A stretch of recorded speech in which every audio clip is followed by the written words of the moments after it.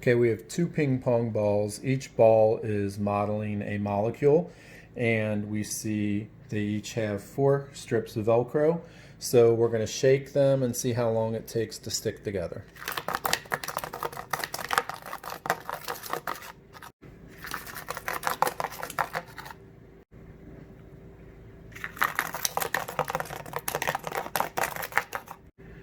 Now we have 2 ping pong balls, each with 1 strip of Velcro. So let's see what happens now.